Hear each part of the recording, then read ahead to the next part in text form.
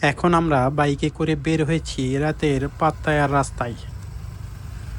চারপাশে ঝকঝকে আলো, সামনে পিছনে গাড়ির ভিড় আর লোকজনের আনাগোনায় জমজমাট একদম। এই শহরের রাত যেন ঘুমায় না। জায়গায় জায়গায় মিউজিক, স্ট্রিট ফুড, টুরিস্টদের আনাগোনা। আর বাইক চালাতে চালাতে একটানা চোখে পড়ে রাস্তার নানান রং।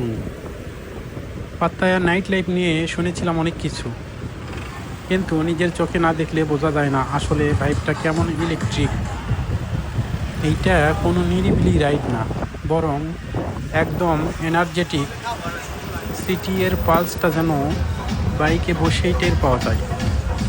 রাস্তায় চলতে চলতে মনে হচ্ছে প্রতিটা মোড়েই নতুন কিছু, নতুন আলো, নতুন দৃশ্য, নতুন গল্প।